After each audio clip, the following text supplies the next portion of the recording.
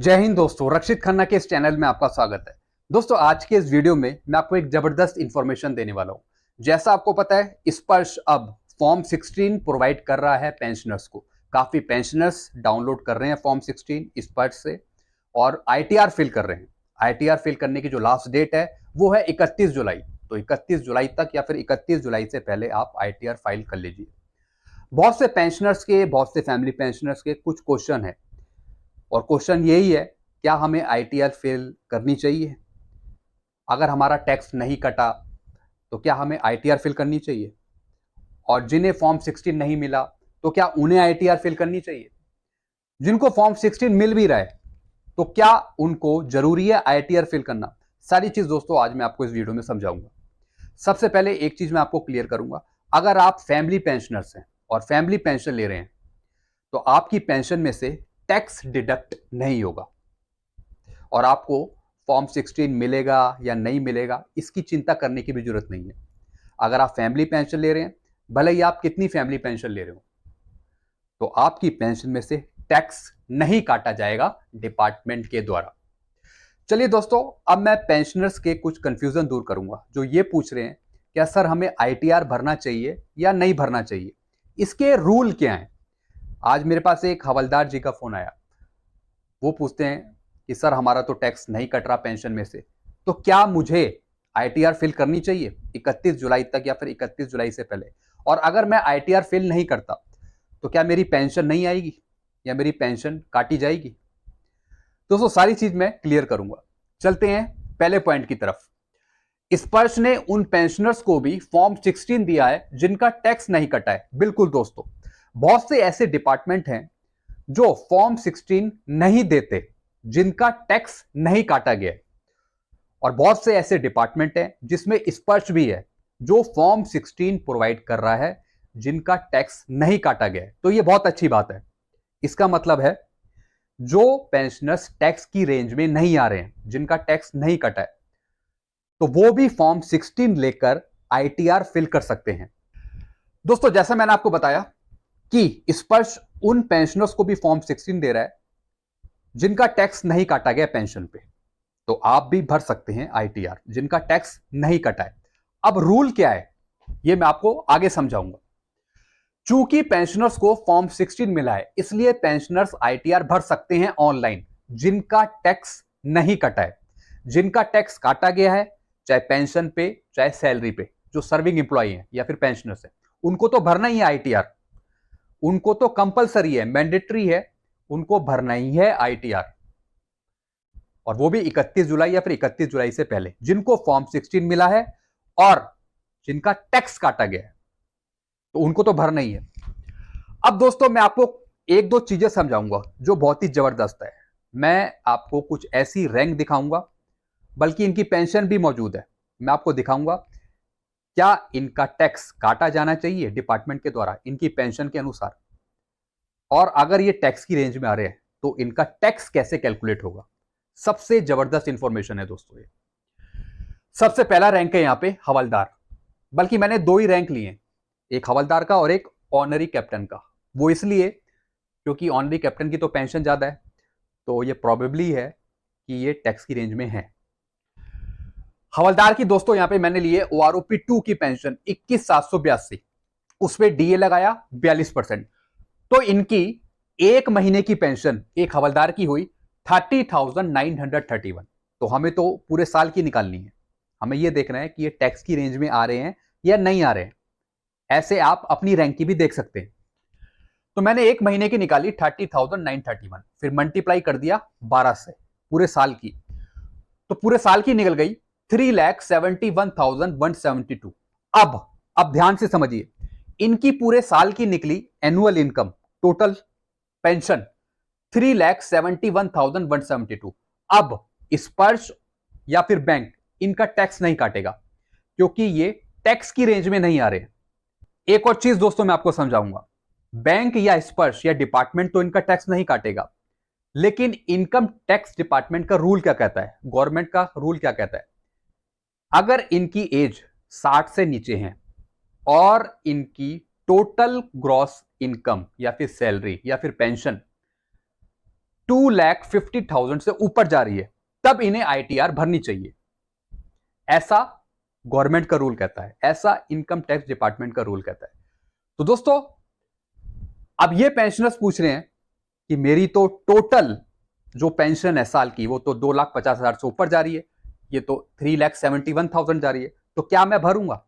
बिल्कुल इन्हें भरना चाहिए, होगा कुछ नहीं, लेकिन इसको लेकर वो अपनी इनकम दिखा सकते हैं भारत सरकार को, इनकम टैक्स डिपार्टमेंट को, कि मेरे पूरे साल की इतनी है टोटल और ये चीजें हैं, ये भर सकते हैं। मैंडेटरी नहीं है इनके लिए, लेकिन भरना चाहिए। मैंडेटरी इसलिए नहीं है क्योंकि डिपार्टमेंट या फिर कोई बैंक या फिर स्पर्श इनका टैक्स नहीं काट रहा, इसलिए मैंडेटरी नहीं है। हम भी कई बार नहीं भरते हैं, बहुत से ऐसे पेंशनर से एम्प्लॉई हैं, हमें लगता है कि डिपार्टमेंट तो हमारा टैक्स नहीं काट रहा है और हमारी जो सैलरी है या पेंशन है टैक्स की रेंज में आ भी नहीं रही है, तो हम क्यों भरें? लेकिन दोस्तों गवर्नमेंट के रूल के अनुसार और इनकम टैक्स के रूल के अनुसार हमें दिखानी चाहिए, भले ही हमारी चाहे 3 लाख हो या फिर 2,50,000 से ऊपर हो, मतलब भरना चाहिए। अब दोस्तों इनका डिपार्टमेंट और इनका ऑफिस या फिर जो स्पर्श है या जो बैंक है जहां से ये पेंशन ले रहे हैं, तो डिपार्टमेंट तो ना ही इनका टैक्स काटेगा क्योंकि इनकी टोटल इनकम या फिर पेंशन टैक्स की रेंज में नहीं है। अब एक और बात, अगर उस साल मान लीजिए इनकी टोटल जो एनुअल इनकम है ये है 22-23 की और इस साल इनको 4 लाख का एरियर भी मिल जाता है, तो दोस्तों जैसे ही 4 लाख का इनको एरियर मिलेगा तो 4 लाख का जो एरियर है वो इनकी एनुअल इनकम में काउंट होगा और जब ये 4 लाख इसमें जोड़े जाएंगे तो इनकी जो टोटल इनकम है वो टैक्स की रेंज में आएगी, तब डिपार्टमेंट या फिर स्पर्श या बैंक इनका टैक्स काटेगा, ये जोड़ा जाएगा इसमें। समझ रहे हैं आप? अब दोस्तों चलते हैं ऑनरी कैप्टन की तरफ। इनकी है टोटल 43,675, डी ऐड कर दिया तो हो गया 18,344, यानी एक महीने की पेंशन है ऑनरी कैप्टन की 62,019। 12 से मल्टीप्लाई करेंगे तो साल की निकल के आ गई 7,44,228।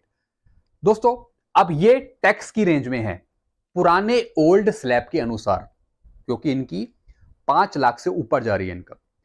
नया जो टैक्स स्लैब है उसमें जो नए रूल रिवाइज करे वो है 7 लाख, अगर जिसकी 7 लाख से ऊपर है वो टैक्स की रेंज में आएंगे। दोस्तों अगर हम इसमें से 50,000 माइनस कर दें स्टैंडर्ड डिडक्शन के तो इनकी 7 लाख से कम हो जाएगी, तो ये भी टैक्स की रेंज में नहीं आएंगे। अब दोस्तों मैं आपको कुछ चीजें समझाऊंगा जो काफी इंपॉर्टेंट है। अब आप पूछते हैं कि सर हमारा तो कोई टैक्स नहीं कटा है, तो क्या हमें आईटीआर फिल करना चाहिए? बल्कि हमें फॉर्म 16 भी मिला है। बिल्कुल दोस्तों आपको फॉर्म 16 मिला होगा, सिर्फ उसमें दिखाया होगा कि क्वार्टरली आपकी इतनी इतनी क्वार्टरली आपकी पेंशन है, टोटल एनुअल आपका इतना बन रहा है क्वार्टरली, लेकिन दोस्तों उसमें टैक्स 0 दिखाया होगा क्योंकि जो आपकी पेंशन है सैलरी है वो टैक्स की रेंज में है ही नहीं, खाली आपको फॉर्म 16 मिला हुआ है। तो आप अपनी सैलरी बेस पे आप भर सकते हैं आईटीआर, भरनी चाहिए, ऐसी कोई दिक्कत नहीं है, लेकिन मैंडेटरी नहीं है, कंपलसरी नहीं है कि आपको भरना ही है, कुछ हो जाएगा इससे आपकी पेंशन रुक जाएगी, ऐसा कुछ नहीं है। मेरी भी कई बार ऐसी सैलरी होती है या फिर ऐसी कोई चीजें होती हैं जो टैक्स की रेंज में नहीं है, लेकिन मैं भरता नहीं हूं और इससे मुझे कोई नुकसान भी नहीं है। लेकिन गवर्नमेंट के रूल के अनुसार, इनकम टैक्स डिपार्टमेंट के रूल के अनुसार भरना चाहिए मुझे, अपनी सैलरी मुझे दिखानी चाहिए भारत सरकार को कि हाँ मैं भी भर रहा हूं ये। तो दोस्तों इससे कोई नुकसान नहीं है, लेकिन मैं भरूंगा, तो ऐसी आप भी भरिए। दोस्तों तीसरा पॉइंट देखिए, इनकम टैक्स डिपार्टमेंट के रूल के अनुसार जिनकी एज 60 से नीचे है, जैसे मैंने आपको बताया टोटल साल की सैलरी या पेंशन 2,50,000 से ऊपर है, उन्हें आईटीआर फाइल करनी चाहिए। दोस्तों जैसा मैंने आपको बताया कि अगर आपकी पेंशन में से सैलरी में से टैक्स नहीं काटा गया है, आप टैक्स की रेंज में आ ही नहीं रहे, लेकिन आपको फॉर्म 16 मिला हुआ है और आपकी एज 60 से नीचे है, तो आपको आईटीआर फिल कर देनी चाहिए, उसमें कोई दिक्कत नहीं है। अगला पॉइंट देखिए, जिनकी एज 60 से या फिर 80 के बीच में है, अगर इनकी सैलरी या पेंशन 3 लाख से ऊपर है तो उन्हें आईटीआर फाइल करनी चाहिए। यानी एज क्राइटेरिया है, अगर 60 से नीचे हैं और टोटल आपकी 2,50,000 से ऊपर है तो आपको भरनी चाहिए। अगर आपकी एज 60 से 80 के बीच में है और आपकी टोटल सैलरी या पेंशन 3 लाख से ऊपर है तो आपको आईटीआर फाइल करना चाहिए। जिनकी एज 80 से ऊपर है, अगर इनकी सैलरी या पेंशन 5 लाख से ऊपर है तो उन्हें आईटीआर फाइल करनी चाहिए। दोस्तों ये करनी चाहिए, इट्स नॉट मैंडेटरी, मैंडेटरी नहीं है ये। मैं भी कई बार नहीं भरता हूं, बहुत से पेंशनर्स हैं, सैलरी एम्प्लॉयड पर्सन है, वो भी नहीं भरते। हमें लगता है कि हमारी जो इनकम है या फिर जो पेंशन है, सैलरी है, वो टैक्स की रेंज में नहीं आ रही है और डिपार्टमेंट हमें फॉर्म 16 प्रोवाइड कर भी नहीं रहे, तो हम क्यों भरें। लेकिन गवर्नमेंट कहती है, कई बार इनकम टैक्स डिपार्टमेंट का रूल कहता है कि अगर आप इन रूल के अंतर्गत आ रहे हैं तो आपको भरना चाहिए, यानी जो आपकी टोटल सैलरी है, पेंशन है, वो दिखनी चाहिए। टैक्स की छूट सिर्फ डिसेबिलिटी पेंशन पर है, सर्विस पेंशन पर नहीं। बहुत ही इंपॉर्टेंट दोस्तों ये पॉइंट है, टैक्स की जो छूट है वो सिर्फ डिसेबिलिटी पेंशन पे है, सर्विस पेंशन पे नहीं है। सर्विस पेंशन पे टैक्स लगता है। अगर आपकी सर्विस पेंशन टैक्स की रेंज में आ रही है तो आपका टैक्स काटा जाएगा, सिर्फ डिसेबिलिटी पेंशन पे छूट है। आगे समझते हैं दोस्तों। अब मैं आपको टैक्स कैलकुलेट करके दिखा रहा हूं कि अगर हवलदार की पेंशन टैक्स की रेंज में आती है, वैसे आ तो नहीं रही है, जैसा मैंने आपको बताया, यहां पे इनकी पेंशन यहां पे आ नहीं रही है, इनकी पेंशन यहां पे आ नहीं रही है, लेकिन अगर उस साल इनको एरियर मिल जाता है 4 लाख का और इनकी पेंशन टैक्स की रेंज में आती है, तब इनका कितना टैक्स बनेगा। एक एग्जांपल के तौर पे समझा रहा हूं, टैक्स कैसे कैलकुलेट होगा। पेंशन तो थी एक हवलदार की 3,71,172, ये टैक्स की रेंज में नहीं है, डिपार्टमेंट या स्पर्श या बैंक इनका टैक्स नहीं काटेगा। अगर इनको एरियर मिल जाता है 4 लाख का तो इनका टोटल ग्रॉस इनकम हो जाएगा 7,71,172। अब हम देखेंगे कि जो इनकी ग्रॉस इनकम है क्या ये टैक्स की रेंज में है। सबसे पहले हम इसमें से माइनस करेंगे 50,000 स्टैंडर्ड डिडक्शन। ये वाला जो अमाउंट है, ये अमाउंट बहुत ही इंपॉर्टेंट है, यानी टोटल ग्रॉस में से अगर हम इसे माइनस करें तो हमें पता लग जाएगा कि हम टैक्स की रेंज में आ रहे हैं या नहीं आ रहे। मैंने 50,000 माइनस कर दिया स्टैंडर्ड डिडक्शन, आ गया यहां पे 7,21,172। अगर ये इनकम 7 लाख से नीचे होती तो इनका टैक्स नहीं कटता।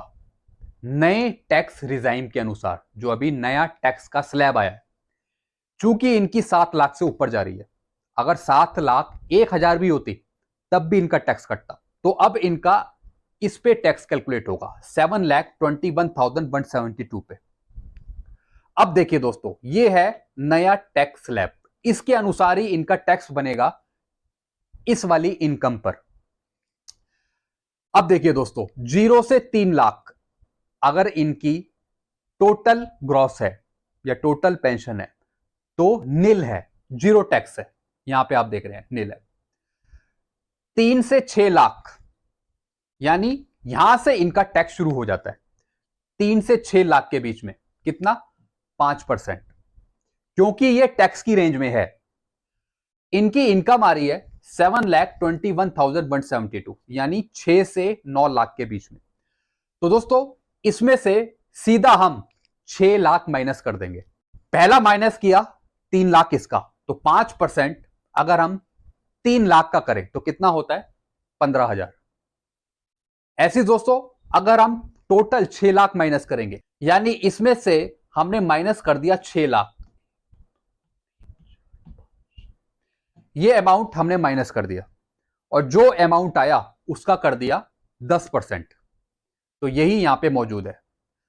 तो आप देख रहे हैं टोटल इनका बन गया 27,118, टैक्स बनाइए। अब इसमें एक और चीज ऐड होती है, वो है 4% एजुकेशन चेस या फिर 4% एजुकेशन फी। तो इस अमाउंट का कर देंगे हम 4%, ये आता है 1085, तो ये भी इसमें ऐड होता है। तो ये दोनों चीज इसमें ऐड होंगी। इसका हमने करा 4%, तो आ गया 1085, यानी एक हवलदार का टोटल टैक्स बनेगा 28,203। ये इनका टैक्स बनेगा पेंशन में, ये इन्हें देना पड़ेगा। तो दोस्तों ये चीजें मैंने आपको समझाई, आई होप सारी चीजें आप समझ गए होंगे। वीडियो थोड़ा लंबा है लेकिन आपको समझ में आ गया होगा। पहली बात तो ये, अगर आप टैक्स की रेंज में नहीं है और टैक्स आपका नहीं कट रहा, चाहे सैलरी पे, सर्विंग एम्प्लॉई है, अगर आप पेंशनर हैं तो पेंशन पे अगर टैक्स नहीं कट रहा और आप इस क्राइटेरिया के रूप में आ रहे हैं, अगर आप इस क्राइटेरिया में आ रहे हैं तो आप फाइल कर दीजिए आईटीआर, उसमें कोई दिक्कत नहीं है। होगा कुछ नहीं, ना आपकी पेंशन काटी जाएगी ना आपकी सैलरी काटी जाएगी, लेकिन गवर्नमेंट के रूल के अनुसार, इनकम टैक्स के रूल के अनुसार आप भर सकते हैं। मैं भी सोच रहा हूं भर दूं, वैसे मेरी भी जो इनकम है वो भी टैक्स की रेंज में नहीं आती है, मैंने भी कभी भरी नहीं है, ना ही उसका मुझे कोई नुकसान हुआ। लेकिन हाँ, कई बार अगर मुझे लोन लेना पड़े आगे, तब बैंक वाले या फिर मांग सकते हैं कि आप आईटीआर फिल करते हैं, कोई डॉक्यूमेंट है एक्नॉलेजमेंट का, तब उस बेस पे काम आ सकता है। तो दोस्तों ये चीजें हैं। तो अगर आपका टैक्स काटा जा रहा है, चाहे पेंशन में से चाहे सैलरी में से, तो आपको फॉर्म 16 मिला होगा, तो आपको तो भरना है ही, कंपलसरी आपको भरना है, मैंडेटरी है। नहीं भरते तो फिर ये और बढ़ जाएगा टैक्स 31 जुलाई के बाद। उनके लिए कह रहा हूं जिनका टैक्स कट रहा है, अगर जिनका नहीं कट रहा और जिनको फॉर्म 16 मिला हुआ है तो वो भी भर दीजिए, भरने में कुछ नहीं है, आईडी क्रिएट करिए और भर दीजिए आईटीआर, होगा कुछ नहीं, नहीं भरते कुछ नहीं होगा, लेकिन जिनको मिला हुआ है भर दीजिए, दिक्कत क्या है उसमें, भर दीजिए आराम से। दोस्तों ये चीजें मैंने आपको समझाई, अगर अभी भी कोई कंफ्यूजन है तो नीचे आप मुझे कमेंट कर सकते हैं। वीडियो आपको अच्छा लगता है वीडियो को लाइक करें और दोस्तों चैनल को सब्सक्राइब कर सकते हैं। Thank you so much.